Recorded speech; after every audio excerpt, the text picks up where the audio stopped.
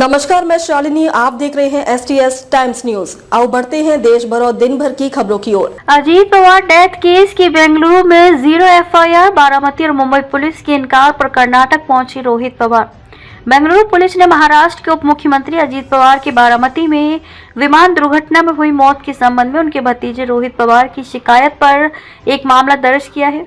रोहित पवार ने अपनी शिकायत में आरोप लगाया है कि यह हादसा उनके चाचा को खत्म करने की एक बड़ी आपराधिक साजिश का परिणाम थी।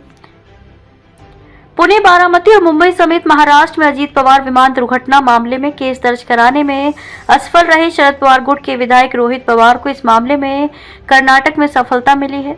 उन्होंने बेंगलुरु पुलिस में इस केस की 0 FIR दर्ज कराई है। बारामती में 28 जनवरी को अजीत पवार के प्लेन क्रैश के मामले में शेषाद्रीपुरम पुलिस स्टेशन में केस दर्ज हो गया है। केस दर्ज कराने के बाद रोहित पवार मुंबई पहुंचे और पत्रकारों को इसकी जानकारी थी।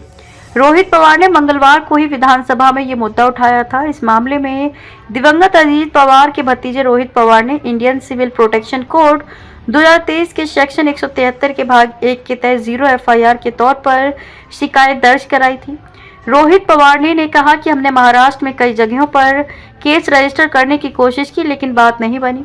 फिर हम कर्नाटक गए। कर्नाटक सरकार न्याय दिलाने के लिए आगे बढ़ी है। उन्होंने 0 FIR दर्ज करके DG को भेज दी है।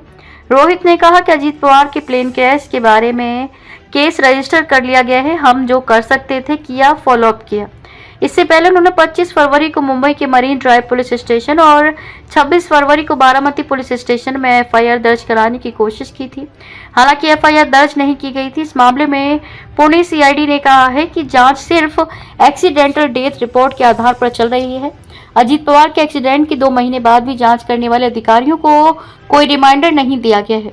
हमें नहीं पता कि CID के साथ क्या चल रहा है। रोहित ने कहा कि जब अजीत पवार जिंदा थे तो उनके घर के बाहर काला जादू होते देखा गया था। अजीत पवार की पार्टी में कई नेताओं ने अपनी छोटी उंगलियां काट ली थी। रोहित पवार ने अशोक खरात मामले की ओर भी ध्यान दिलाया है। उन्होंने कहा कि ये देखना जरूरी है कि अजीत पवार की वह पोस्ट पाने के लिए किसने काला जादू किया था। अब तक के लिए बस इतना ही। फिर मिलते हैं ऐसी ही बड़ी खबर के साथ।